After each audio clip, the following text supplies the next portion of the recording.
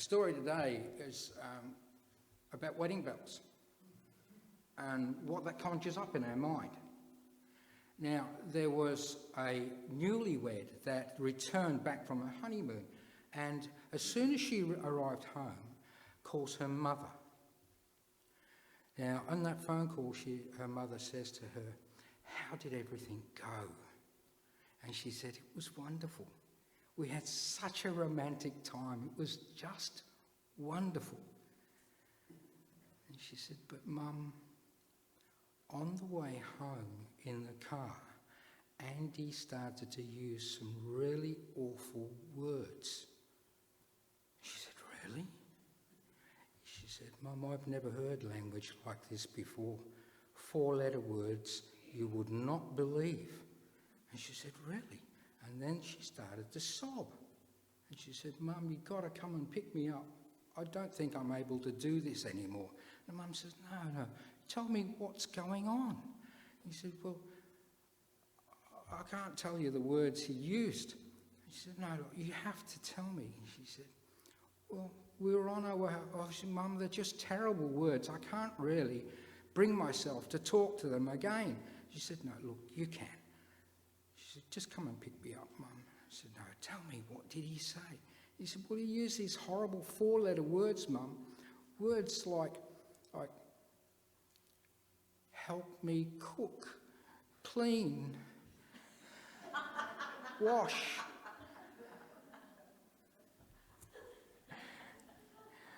Yeah. You see, sometimes in life, what we have in our mind is a very Western perspective on marriage. And in fact, what we have is a very Western perspective on the entire Scripture. So we actually look at things the way that we have been taught to see things in our mind. That's how we view things. That's how we've always viewed things. And basically, it's the sum of our own experience. One of the greatest examples of this would be Michelangelo's painting of the Last Supper. Can you picture that in your mind? With Jesus sitting in the middle of a table and his disciples sitting either side of him. And it's a funny painting because nobody's sitting at the front of the table. So you get to see all these characters sitting around it. And really, it's a misrepresentation of what happened at the time, because as we think about that painting and what actually happened in Jesus' time and culture was that people laid on cushions around a very low table that was set, and they would have their head leaning towards the table and their feet out behind them. And this was how John was able to lean on the chest of Jesus, or as it says in some scriptures, on the bosom of Jesus, and ask him, "Who is it that's going to betray you at the Last Supper?" So we can see, there's a huge difference in the way that Michelangelo has portrayed the Last Supper as to the way in which it most likely happened. I'm not going to say actually, most likely happened in the culture of the day. Okay? So can you see that? There's a difference in the way that Michelangelo has thought about that and portrayed it, and the way that it most likely happened at the time. When we don't have a clear picture of the era and culture in which Jesus was preaching from, we can take away a different kind of perspective on what's going on in that story. And so what can happen is we can lose some of what Jesus is trying to say to us. Now, in a book called The Forgotten Jesus by Robbie Gallaty, Robbie encourages to look at the New Testament through the lens of a Jew of that period of 2,000 years ago. And so he says that we should really have our Old Testament glasses on when we're reading the New Testament. And that reminds me that I could probably read this better if I put a pair of glasses on. Oh, look at that. Yeah, that's better. So when we do that, when we actually look through those Old Testament glasses and thinking about Jewish culture and the era of 2,000 years ago, we start to get a slightly different picture on what the scripture is trying to say to us. As we then take a look at, say, Matthew 25, 1 through 13, which is the story that we've just looked at today, that Caroline read out for us, about the virgins, we find a wedding group of unmarried women, or what the Jews would call virgins. So they were unmarried, they didn't have husbands, and may or may not be betrothed. So here's this group, and they're sitting, waiting for the groom. When Jesus actually speaks in parables, he uses some key phrases that automatically bring in this picture of a setting. For instance, he might talk about a man sowing in the field. Now, this is something that in those days you would see every day. You would see people sowing seed in their backyards or in the fields of their yards. And you would see people out in paddocks on hillsides sowing seeds and sowing crops. So it was something that in season you would see regularly. People sowing to grow food, not just for themselves, but for their animals and their sheep. We also make association by using short versions of a passage that we may know well. For instance, if I see a particular person always in the company of another, more dominant person, I might say to you as they walk past, Mary had a little lamb. You know what I'm talking about, right? And if you were down in the dumps and thinking, God is so far away from me, I might say to you, the Lord is my shepherd. I shall not be in want.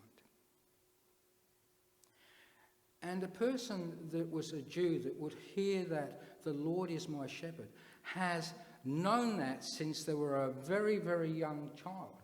They started to recite scripture as a young child and had scripture read to them as a young child. And these gems of scripture would be embedded in their hearts and their minds. And so if you were to say to them, the Lord is my shepherd, they would almost be able to recite on the spot the entire psalm and understand what you are trying to say to them. And yet they've only spoken 5 words, and the understanding has come. Occasionally, I've had the privilege of presiding over weddings, and one such wedding was on a beach with no shoes on. And you can imagine that it wasn't your stereotypical wedding that we imagine a wedding might look like. And so even in my experience, things aren't always cut and dried and in a church building and the way that you see things in the movies or have been in the congregation of. They can be somewhat different. But we tend to draw on that experience and that sum that we have in our lives, those moments that we have, are the basis or the foundation of how when we read the scriptures, that's what we build on. We build on that picture, that experience. Let me see if I can take you back a couple of thousand years to what might be a typical Jewish wedding. To start with, the marriage was arranged by the parents, and the father would be the one to make the arrangements. Although in some circumstances a man could go to his father and ask him about a lady that had caught his eye. And of course, if the father agreed, that really means if the mother let the father agree that it was a good thing, that the father was willing, he would go to the city gates and meet the father of the intended bride. Now, the father of the intended bride knew what was going on. He wasn't living in ignorance. And the father of the groom, he would go there to insult the father of the bride very subtly. And he might say something like, "I feel sorry for you." And the father of the bride might say, "Why would you feel sorry for me? I have a beautiful wife, and I have a lovely and loyal daughter." And the father of the groom might say, yes, but she's so sad and ordinary. None of the men in the village pay any attention to her whatsoever. And the father of the bride might say something like, "You're mistaken. She is beautiful like an oasis in the desert. She is sweet like the dew in the morning and as bright as the morning sunshine." And the groom's father may say, "Yes, but she hides it so well." And this may go backwards and forwards for a little while, and then the father of the groom may say, "No man in the village would offer even 2 old goats for her." And the father of the groom may say, No, you're mistaken. I would be looking for more like 2 camels, 4 oxen, and 5 young goats." And the father of the groom would say, "I'd give you 2 old goats and you'd be lucky to have them." And this would go backwards and forwards for some time until both the fathers were happy with what was on offer. When this happened, at the city gate there would be a group of men standing around listening to what was going on, all knowing what was happening. And at the end of this, a contract was drawn up. And as soon as that contract was signed by the 2 fathers, the groom was married. Now, that young girl could be as young as 10 years old. That doesn't mean that she's whisked off straight away with this older man. No, not at all. Because, you see, it's the father's job to make sure the daughter is looked after. And it is the father of the groom's job to make sure that the son does the right thing. And so the groom then goes off, or the father goes off, and the groom has to then make room for the bride. He goes off and he would, say, build an extension on his father's house, another room or another 2 rooms, so that there's plenty of space. On top of this, he also has to pay the dowry or the ransom for his beloved wife. So those things have to happen before anything happens. Just in this way, we can start to see some of the parable metaphor starting to come through from what we've read this morning of a Jewish wedding. In Matthew 20:28, it says, "Just as the Son of Man did not come to be served, but to serve, and to be a ransom for many." And again in Mark 10:45, it says, "The ransom paid for us was death, the price for our sin, paid by Jesus, the future husband of the bride, the church." So here's this picture starting to unfold of this wedding that is very different to what we're used to seeing and the way that we portray in our romantic love scenarios that we have today of how a wedding unfolds. So this is related to the wedding contract. Now, the husband could take as long as 7 years, and when we have a look at Genesis 29, we see a story of Jacob and Rachel. And Rachel was Jacob's great love. Now in Genesis 29:18 it says, I will work for 7 years for your young daughter Rachel. And he did. He worked for 7 years. But he didn't have Rachel in his house for those 7 years. Rachel remained with her father. And then after the 7 years, guess who Jacob got? He got Leah, the older daughter. And so Jacob goes back to the father and says, I'll work for you for another 7 years, but I'll do that in advance payment. You give me Rachel now. So he worked 14 years hard labour for 2 wives. I think he's a foolish man. Because let me tell you, I struggle with the one I've got. But he had the 2 sisters in his household, and it took 7 years to get there, and another 7 years of hard labour for his true love. Therefore, Jacob did this 14 years of hard labour for 2 wives. And Jesus says in the New Testament, do not let your hearts be troubled. Trust in God. Trust also in me. In my Father's house there are many rooms. If it were not so, I would have told you. I am going there to prepare a place for you. And if I go and prepare a place for you, I will come back and take you with me, that you may be where I am. And here is the story again of the bridegroom saying that he is going to prepare a place for his bride to be. And that when that place is ready, he will come back and get his bride. So the ransom has already been paid, hasn't it? It was paid 2,000 years ago. It was paid on a cross. It was paid in full.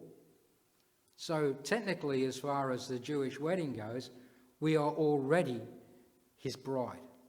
We are already technically married. It's just the ceremonies need to come. In Matthew 24:36 it says this, no one knows about that day or hour, not even the angels in heaven or the Son, but only the Father. You see, it's the Father's job to look after the bride, to say when she's ready, when the house is ready. It's his job. And when we have a look at our scriptures, I just want to make sure I'm not losing any of this for you.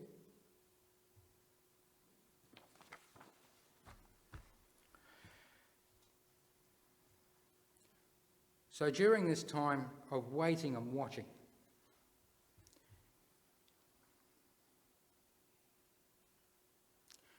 in the story we heard today of those young virgins sitting waiting, she's waiting for her husband to come. So each time that she hears the horn of a bridegroom in the village, she would go send out her maidens to check out whether it's her groom that's coming. And if it was, they would get ready. They'd get oil in their lamps, they'd get all their clothing ready. Everything was already done, they just had to make sure they were ready, and they would go. So in this story that we read out today, what does it mean to run out of oil? What does it mean to run out of fuel in your lamp? Well, for those young virgins, it was more about the procession than anything else. But for us, what does it mean? What's this story have to say to us? It's about the faith, hope, and love that we hold as an individual and as a church, as a congregation. The faith, hope, and love. It's the fuel of your faith and your relationship with Jesus Christ. It's the fuel of this church.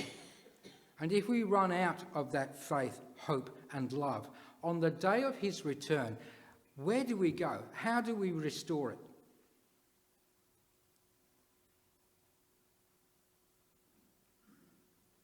That would be a difficult thing to do.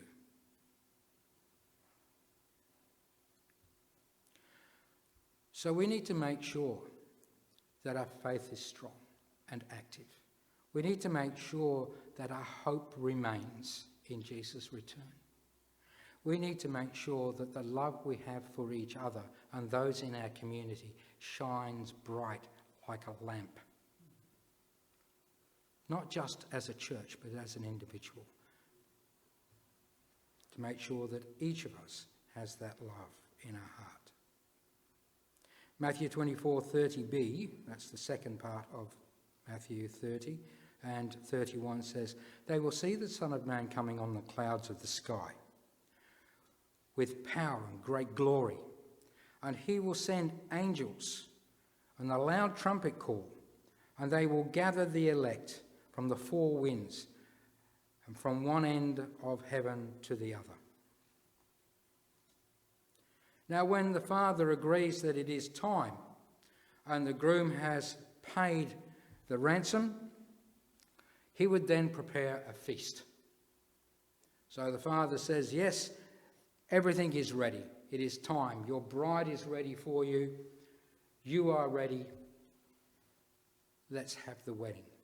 There's a great feast to prepare. So the groom goes out into the community and starts gathering up all the stores for the feast. Now, the feast would last for 7 days. So there's a lot of food to be prepared and a lot of wine to be drunk. So all this had to be gathered up. And so it was done. So you can imagine in all this happening that the townsfolk knew what was going on. And great excitement would start to boil as the signs of this young man going around gathering all the stores and this household, gathering all this food together, ready for a great feast.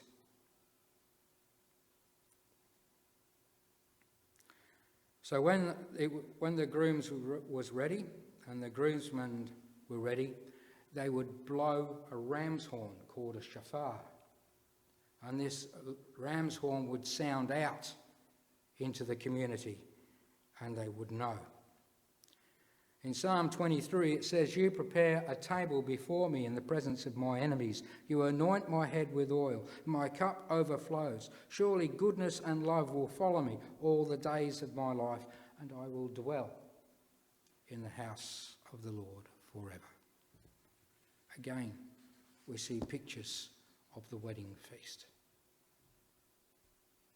Jesus' return is like that of the bridegroom. With all the fuss and flurry in preparation of that feast, the whole town knows what's going on. And let me assure you, as the day approaches, you will know it is coming. Don't be caught short of oil in your lamp.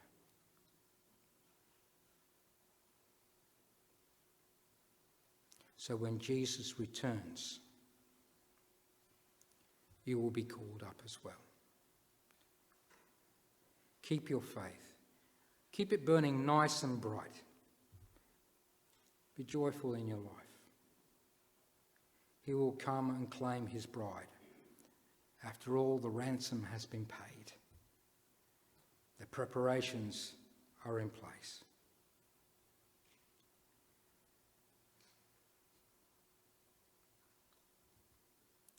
Even the angels don't know the hour or the day, but I'm sure on that day, when the gates of heaven swing open to let in his bride, there will be great excitement.